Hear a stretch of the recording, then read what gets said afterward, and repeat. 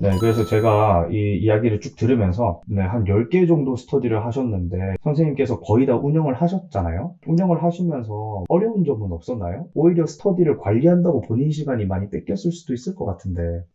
제가 처음에 스터디 모집을 할 때는 스터디의 개요에 대해서 대략적으로 이런 스터디고 저는 무슨 요일, 무슨 시간에 뭐 이런 식으로 인증을 하고 벌금은 어느 정도, 이 정도 생각하고 있습니다라고 올리면 관심 있는 선생님들이 댓글을 달아주시고 이제 스터디가 만들어지는데 감독은 제가 감독표를 제작을 해서 선생님들한테 제공을 해드리면은 감독은 이제 돌아가면서 했어서 뭐 스터디를 운영한다고 감독한다고 빼앗기는 시간은 많이 없었습니다. 아, 감독도 분담을 다 하셨네요. 네. 아, 선생님 그러면 벌금 관리만 하신 거예요? 비는 통장에 벌금 관리만 하고 감독은 선생님들이 감사하게도 돌아가면서 해주셔가지고 흔쾌히 감독하는데 딱히 선생님들 뭐 했는지 안 했는지 막 확인하고 이러는 시간은 많이 할애되지 않았습니다. 스터디 진행하시다가 좀 감당하기 힘든 분도 있고 그러지 않으셨어요? 아무래도 참여를 잘 하지 않는 선생님이 좀 저는 스터디 분위기를 조금 흐리지 않나 하는 느낌이 들었어요. 왜냐면 저는 같이 으쌰으쌰 하자고 이제 분위기, 같이 공부하는 분위기를 만들기 위해서 하던 스터디였는데 다른 분들은 어떨지 모르겠지만 저는 스터디원들이 많이 참여를 안 하는 날에는 저도 공부를 좀 하기 싫어지더라고요. 정말 꾸준히 참여를 좀 안 하시는 선생님이 계셨다면 저는 좀 그 스터디가 좀 힘들었던 것 같습니다. 아, 선생님이 뭐 스터디원을 내치거나 그런 건 거의 아니, 그냥 참여를 안 하시면 어차피 그분은 벌금을 많이 내시는 거니까 저는, 네. 이렇게 좋은 게 좋은 거지 하면서. 네. 선생님 이야기 들어보니까 저랑 성향이 조금 다른 것 같아요. 네, 장의존형인지 뭐 독립형인지 생각해 본 적은 없지만 저는 네. 좀 굉장히 독립형인 것 같아요. 주변에 좀 영향을 받지 않고 제가 만든 스케줄에 제가 하지 않으면은 스트레스를 받는 그런 타입이라 가지고 이렇게 음, 스터디를 많이 하시는 게 저는 조금 굉장히 새롭거든요. 그래서 선생님께서 이렇게 인터뷰에서 선생님 병원 공유해 주시는 게 많고 다양한 분들한테 도움이 될 것 같다. 이런 생각이 지금 계속 들고 있어요. 네, 그래서 그 선생님한테 여쭤보고 싶은 것은 선생님께서 여러 스터디를 운영을 하면서 공부를 하셨는데 저는 이런 분들에게 추천드리고 싶습니다. 그래서 어떤 분들에게 선생님께서 이렇게 해오신 공부 방식들을 추천해주고 싶으신지. 아무래도 저랑 성향이나 상황이 비슷한 선생님들께 이런 스터디 방법을 추천을 해드리고 싶은데, 일단 성향 같은 경우는 말씀드렸다시피 장의존형인 선생님들, 스터디 없이는 정말 공부를 하기 힘드신 선생님, 뭔가 고등학교 야자 시간 같은 분위기? 선생님들이 누군가 감독을 하고 있어야 하고, 주변의 친구들이 공부를 하고 있어야 나도 의욕이 마구마구 솟아나시는 그런 선생님들은 이렇게 스터디를 많이 활용을 하시는 게 좋을 것 같다는 생각이 들고요. 그리고 저는 어쨌든 광역시에 살지는 않았어가지고 같은 가정 공부하는 사람을 제가 사는 지역에서 찾기가 너무 힘들었기 때문에 가정 오프라인 스터디를 구하기도 너무 힘들어서 어쩔 수 없이 온라인 스터디를 많이 진행을 했었는데 이렇게 주변에서 스터디를 구하기 힘드신 분들에게도 이렇게 작은 온라인 스터디를 여러 개 하시는 것도 하나의 방법이라고 좀 추천을 드리고 싶습니다.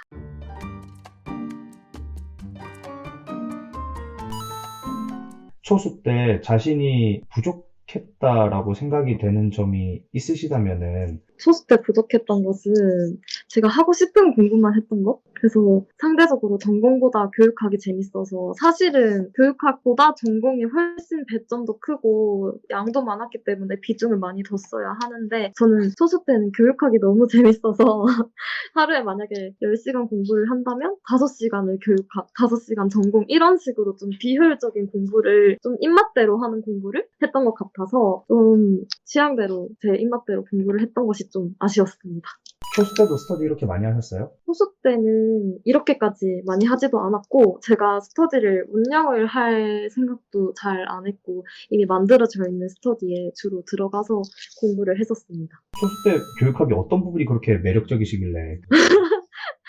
교육학이 소수 때도 교육학은 오프라인 스터디로 진행을 했었는데 그 전공은 교육학에 비해서 제가 오프라인으로 진행을 하지 못했거든요. 그래서 이제 사람들과 함께하는 공부가 저한테는 좀 매력이 있었기 때문에 그 전공은 제가 굳이 억지로 외웠어야 했지만 교육학은 오프라인 스터디에 만약에 나간다면은 똑같은 개념을 4명의 입으로 듣고 제가 인출을 할 수 하는 상황이었기 때문에 암기도 전공보다는 훨씬 수월했었고 내용도 전공보다 교육학이 훨씬 재밌다는 느낌이 저는 들었던 것 같습니다. 1차에 대해서 뭐 이야기해 주시고 싶은 것들이 있나요? 1차가 제가 만약에 이번에 또 불합격을 하게 된다면 1차 공부를 어떻게 해야겠다라고 생각했던 게 있었는데 저는 교과서나 지도서를 꼭 정독을 해야겠다는 생각을 했었어요. 저희 전공 문제가 요즘 사이드가 주로 지도서나 교과서 사이드에서 많이 나왔기 때문에 10개 남짓하는 출판사의 교과서와 지도서를 좀 한 번 이상 정독을 해야겠다라는 생각을 했었기 때문에 올해 공부하시는 선생님들도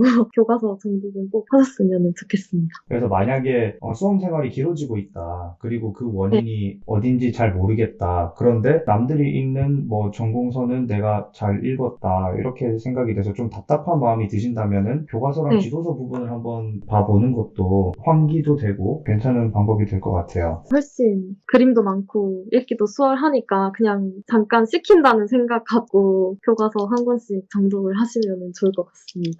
시험을 준비하고 계시는 수험생 분들에게 하시고 싶은 말씀이 있다면은 해주시면 좋을 것 같아요. 지금 시기가 그 시험 직전이 아니면은 저희 과목 같은 경우에는 외워야 할 게 너무 많기 때문에 지금 외웠더라도 나중에 까먹거나 뭐 아무리 노력해도 외워지지 않는다거나 하는 것 때문에 좀 불안해 하시는 분들이 많았던 것 같아요. 저도 그렇고 주변에도 그렇고. 그래서 뭐 외워지지 않는다고 해서 불안하지 마시고 꼭 이해를 목표로 공부를 하시고 외우는 거는 정말 제 생각에는 9월부터 정말 해도 늦지 않다고 생각을 하기 때문에 8월까지 이해를 완벽하게 하시고 그리고 뭐 전공서를 단거나 한다든지 이런 자료들을 탄탄하게 하시는 작업을 하는데 좀 초점을 두신다면 조금 더 외워지지 않는 거에 대한 불안함도 줄일 수 있고 9월부터 암기하는 거에 대한 대비도 하실 수 있기 때문에 저는 암기가 되지 않는다고 해서 불안하거나 하지 않으셔도 괜찮다고 말씀을 꼭 드리고 싶습니다.